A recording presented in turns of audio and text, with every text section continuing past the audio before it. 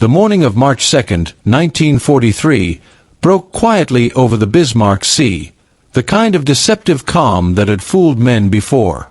At 0630 hours, the ocean below looked almost peaceful, a flat steel blue sheet broken only by long white wakes slicing southward through the water. High above that stillness, crouched in the cockpit of a modified B-25 Mitchell bomber, Colonel Paul Pappy, Gunn leaned forward and stared down at the enemy convoy that had dominated his thoughts for months. 8 Japanese destroyers moved in disciplined formation around 8 troop transports, their escorts cutting sharp arcs through the sea as they shepherded nearly 7,000 soldiers toward New Guinea. If those ships reached shore, the entire balance of the campaign could tilt back in Japan's favor. Gunn was 43 years old, a former Navy aviator turned Air Force's mechanic, a man who smelled perpetually of oil and hot metal. For 8 months, everything he had done to prepare for this moment had technically been illegal. His superiors had told him his bomber modifications were reckless. Fellow pilots joked that stuffing the nose of a medium bomber with .50 caliber machine guns would make it fly like a brick. When Gunn had first welded gun mounts into a B-25 fuselage back in his Townsville workshop, the base commander had ordered him to remove what he called that abomination and return the aircraft to standard bombing configuration. Standard doctrine was sacred. Medium bombers climbed to 5,000 or 6,000 feet, leveled out, and released their bombs through a Norden bomb sight, trusting mathematics and altitude to do the killing. Gunn believed that doctrine was killing Allied crews instead. His idea was simple, brutal, and completely against the book. Fly at mast height, 10 to 20 feet above the waves. Come in so low the ship's gunners barely had time to breathe. Rake the decks with enough firepower to pin down every anti-aircraft position. Then drop bombs so close they couldn't miss, either skipping them across the water or smashing them directly into the hull at point-blank range. To make that possible, Gunn had torn the soul out of the bomber. The bombardier's station was gone. The belly turret was ripped out. The glass nose was replaced with steel and gun barrels, more guns than any bomber had ever carried. When all 18 fired at once, the aircraft shuddered so violently that rivets popped loose and instruments blurred. The plane became dangerously nose-heavy. Test pilots complained the vibration rattled their teeth and loosened their fillings. Gunn didn't care.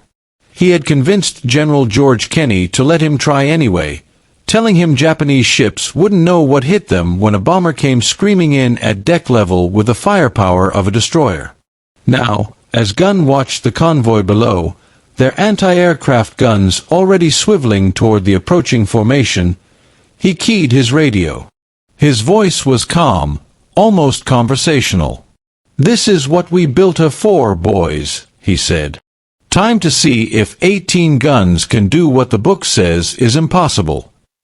Paul Gunn had always been the kind of man who fixed things that weren't supposed to be broken and broke things that weren't supposed to be fixed. Born in Quitman, Arkansas, on October 18, 1899, he learned to strip engines before he could properly tie his shoes. By the time he joined the Navy in 1917, he could rebuild a radial engine blindfolded in a rainstorm. His hands were permanently stained with grease, his uniform rarely quite regulation, and his reputation for making aircraft do impossible things followed him wherever he went, from the Navy to the Army Air Forces and across the Pacific to Australia. By March 1942, Gunn found himself staring at the most infuriating problem of his career: Japanese shipping convoys. Every few weeks, intelligence would report another convoy leaving Rabaul, steaming south toward La or Salamaua, packed with troops, food, ammunition, and equipment. Allied bombers would scramble, climb to altitude, and drop their bombs while Japanese fighters tore into them and anti-aircraft fire stitched the sky with black bursts. Most bombs missed completely, splashing harmlessly into the ocean. The few that hit rarely sank anything larger than a destroyer. And the convoys kept coming. Gunn watched the after-action reports pile up on his desk at the Townsville Depot repair facility. Mission flown. Bombs dropped. Minimal damage achieved. Crews lost. He understood exactly why it wasn't working. A bomb dropped from thousands of feet took half a minute to fall. In that time, a ship could change course just enough to escape. By the time the bomb reached the water, the target was already somewhere else. One afternoon, standing beside a Douglas A-20 Havoc that had limped home from a shipping strike with half its tail shredded and 3 crewmen dead, Gunn made a decision that would change the war. He walked slowly around the aircraft, mentally stripping away everything that made it conventional. The glass nose. The bombardier's seat. The defensive guns meant for high-altitude combat. What remained was a fast, stable airframe with room for something entirely different. "We don't have a ship killer yet," he told his crew chief, Sergeant Bill Harris. "But we're going to build one." The idea was brutally simple. Instead of attacking from altitude, the aircraft would come in at wave-top level, so low the sound of the engines blended with the ocean. It would carry enough forward-firing guns to silence every deck weapon it encountered. Then it would drop bombs so close the ship wouldn't have time to react. Gunn installed 4.50 caliber Browning machine guns in the A-20's nose. 2 more went into side-mounted pods. Extra fuel tanks replaced the internal bomb bay. For 3 weeks, Gunn and his mechanics worked 18-hour days, fabricating mounts, rerouting cables, and fighting gravity as they tried to balance the aircraft. When they finished, it looked like nothing in any manual. The test flights were promising and terrifying. At 50 feet above the water, the A-20 could approach nearly undetected. When the guns fired, the deck of a target ship simply vanished under a storm of bullets. But the vibration was severe, rivets popped, and the aircraft wanted to bury its nose into the runway during landing. Senior officers were unimpressed. The modifications violated regulations. They endangered crews. One colonel called it a flying violation of common sense. But Japanese convoys were growing larger, not smaller, and conventional attacks were still failing. When Gunn took his idea to General George Kenny, the new commander of Allied air forces in the Southwest Pacific, Kenny listened. "Pull the bombardier out," Kenny said. "Fill the nose with 0.50 calories. Let's see what happens." The B-25 Mitchell was stronger than the A-20, with twin engines and a tougher airframe. Gunn's team tore it apart. The Norden bomb sight was removed. Plexiglass was replaced with steel. Gun mounts multiplied. Early versions carried 6 or 8 guns. Gunn pushed for more. He wanted 18. The aircraft became nose-heavy monsters that shook themselves apart when all guns fired at once. Pilots complained they handled like trucks. Instruments cracked. Plexiglass shattered. Gunn kept going. Intelligence reported another convoy forming at Rabaul, 8 transports, nearly 7,000 troops, bound for La. On the night of March 1st, Gunn sat alone in his workshop, writing by the light of a single bulb. Outside, mechanics worked through the darkness, installing the last guns into aircraft that would never carry bombardiers again. By dawn, 12 modified B-25s sat on the flight line, their noses bristling with gun barrels. Each carried 500 rounds per gun. When all 18 fired together, they could deliver more than 13,000 rounds per minute. More firepower than many warships. The vibration was so intense that pilots could barely read their gauges. Landing required nerve and finesse. But the advantage was overwhelming.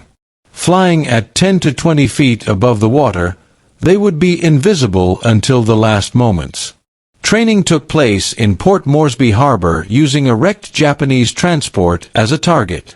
Pilots learned to judge distance at wave-top height, where depth perception failed and mistakes were fatal. Many officers believed it was suicide. Gunn believed it was the only way. The attack plan was complex. B-17s would strike first from altitude, forcing the convoy to maneuver. Australian Beaufighters would then sweep in at deck level to silence anti-aircraft guns. Only then would Gunn's Strafers attack. At 0630 on March 2nd, the first B-17s appeared. Vice Admiral Masatomi Kimura watched them through binoculars from the bridge of the destroyer Shirayuki. He had seen this before. High-altitude bombs fell. Water erupted. One transport was damaged.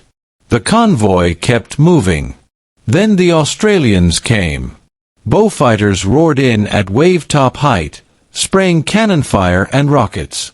Anti-aircraft crews were cut down at their guns. Smoke filled the air. Kimura began reorganizing his defense when lookouts shouted a new warning. Twin-engine bombers were coming in impossibly low from the west. Through his binoculars, Kimura saw the strange noses bristling with metal. These were B-25s, but not like any he had faced before. They came in at mast height. Major Ed Larner held his course as tracers streaked past his cockpit. At 400 yards, he fired. 18 guns roared. The deck of the transport ahead simply disintegrated. This was not bombing. This was execution. The Japanese convoy had never faced anything like what was now tearing into it. As the first wave of strafers ripped across the formation, the ocean itself seemed to erupt. Tracers stitched bright orange lines through smoke and spray, cutting across decks, bridges, and gun mounts with merciless precision. Sailors who seconds earlier had been loading anti-aircraft magazines were suddenly flung backward or vanished entirely as .50 caliber rounds punched through steel shields as if they were paper. The noise was overwhelming, a constant hammering roar that drowned out shouted commands and shattered the illusion of control aboard the ships below. Lieutenant Walter Lee, gripping the controls in one of the modified B-25s, felt the aircraft shudder violently as every gun fired at once. The vibration blurred his vision and rattled his bones, but the sight ahead of him was unforgettable. A transport filled his windscreen, its superstructure collapsing under the concentrated fire as smoke poured from dozens of fresh wounds torn into its hull. Anti-aircraft guns fell silent one by one, their crews either dead, wounded, or driven flat against the deck, unable to raise their heads into the storm. The psychological shock was immediate. Japanese sailors were trained to face dive bombers and high-altitude attacks, to calculate lead and elevation, to track predictable arcs of descent. This was something else entirely. The aircraft were coming straight at them, so low that the curvature of the sea hid them until the last seconds. There was no time to aim, no time to coordinate defensive fire. Men ran. Some dove overboard, choosing cold water over certain death. Others froze, trapped by disbelief as the air itself seemed to turn solid with incoming fire. As the strafers closed to point-blank range, the second phase of Gunn's vision unfolded. Bomb release switches clicked. 1,000-pound bombs dropped from just 10 to 20 feet above the waves, struck the water, and skipped forward like stones thrown by giants. They slammed into hulls below the waterline, exactly where ships were most vulnerable. Explosions ripped open steel plates, sending columns of flame and seawater skyward. The destroyer Tokitsuke's took a direct hit along her port side. The blast was catastrophic. Her keel snapped, her engines tore loose, and the ship folded inward on itself. Within minutes, she was gone, disappearing beneath the surface before her crew could even comprehend what had happened. The transport Kyakusei Maru, already damaged earlier, was struck again. She listed sharply, rolled onto her side, and slipped under, taking hundreds of troops with her in a matter of moments. The entire low-level attack lasted less than 15 minutes, But when it ended, the convoy no longer existed in any meaningful sense. 8 transports were sunk or sinking. 4 destroyers were gone. Of the nearly 7,000 soldiers aboard those ships, fewer than 1,200 would ever reach La, most of them wounded, exhausted, and stripped of equipment. The sea was littered with debris, bodies, and oil slicks that spread in rainbow patterns across the water. By mid-morning on March 3rd, the Bismarck Sea lay eerily quiet. Allied aircraft circled overhead, hunting down the few surviving destroyers attempting to limp back toward Rabaul. Below them floated the unmistakable evidence of total destruction. Life rafts clustered around empty patches of water, helmets and packs bobbing among splintered wood and twisted metal. The ocean had become a graveyard. Walter Lee looked down from his cockpit as his damaged B-25 limped home. His ammunition boxes were empty now, their metal casings rattling loosely with each vibration of the airframe. Hydraulic fluid pooled at his feet. One engine coughed and sputtered, wounded but still turning. He tried to reconcile what he had just witnessed with everything he had believed about warfare. 15 minutes earlier, an entire convoy had existed. Now it was gone. The success of the Battle of the Bismarck Sea exceeded even Gunn's boldest expectations. Intelligence officers initially questioned the numbers. It seemed impossible that so much destruction could have been inflicted so quickly with so few losses. But reconnaissance flights confirmed it. The convoy had been annihilated. Japanese reinforcement by sea to New Guinea had effectively ended in a single morning. Allied losses were shockingly light. 13 aircrew members were killed or missing, most from the earlier high-altitude phases rather than the strafers themselves. Several modified B-25s returned riddled with holes, shaken and scarred, but reparable. The imbalance was undeniable. For Paul Gunn, the victory was vindication, but it was not celebration. In the debriefing room at Port Moresby, he listened silently as pilots described their runs, noting every malfunction, every jammed gun, every structural failure. The concept had worked, but it was imperfect. Ammunition feeds needed improvement. Mounts needed reinforcement. The aircraft shook themselves apart under sustained fire. There was more work to be done. That night, Gunn walked alone along the shoreline near the wreckage of an earlier Japanese transport. Life vests and helmets lay scattered in the sand. He counted them without realizing he was counting. In his logbook, he wrote a single sentence: "Ships can be replaced. Men can't." It was not regret, exactly, but it was acknowledgement. The strategic impact was immediate and profound. Japanese naval planners understood the message clearly. Large surface convoys to New Guinea were no longer viable. Losses on that scale could not be replaced. Within days, they shifted to nighttime barge runs and submarine supply missions, methods that could deliver only a fraction of what had been lost. Japanese troops already ashore realized reinforcements were not coming. Morale collapsed. The initiative in New Guinea had shifted decisively to the Allies. Word of the battle spread quickly through Allied commands. Gunn's illegal experiment became required reading. North American aviation was ordered to incorporate the gunship concept into production models. The B-25J rolled off assembly lines with up to 18 forward-firing guns as standard equipment. Engineers strengthened nose sections, redesigned mounts, and reduced vibration. What had begun as a workshop gamble became official doctrine. The ripple effects extended across the Pacific. Modified B-25 Strafers appeared from the Aleutians to the Solomon Islands. Other aircraft followed the concept. The line between bomber and fighter blurred as heavily armed attack aircraft proved capable of destroying ships, airfields, and fortified positions with precision and speed. The modern fighter bomber was born in Gunn's workshop. Throughout 1943 and 1944, strafers devastated Japanese positions that had resisted months of conventional bombing. Airfields were destroyed on the ground. Bunkers were erased. Troops learned to fear attacks that came without warning, roaring in at treetop height before vanishing just as quickly. Gunn himself was promoted and moved into headquarters roles he never truly wanted. Paperwork replaced welding torches. Meetings replaced late nights in the shop.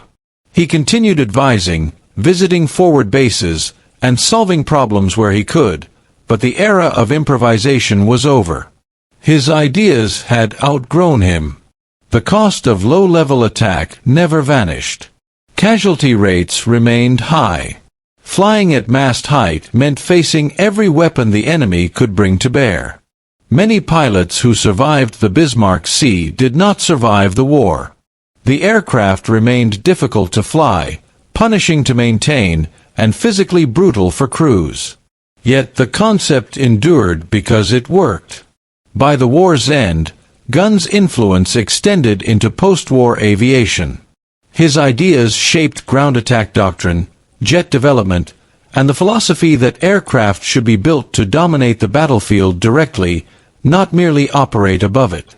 What he had proven was simple and dangerous. Innovation, applied ruthlessly, could change the course of a war.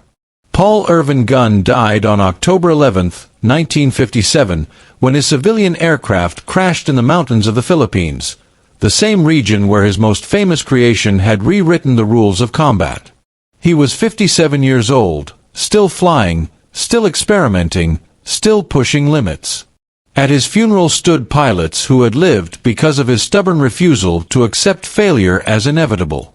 Men who understood that victory sometimes comes not from doctrine or tradition, but from one person willing to bolt 18 machine guns into the nose of a bomber and trust that reality would bend before imagination and courage. The waters of the Bismarck Sea eventually swallowed the wreckage and the memories, but the legacy endured. In 15 minutes, naval warfare changed forever, not because of a grand strategy, but because a mechanic decided the book was wrong and proved it with fire.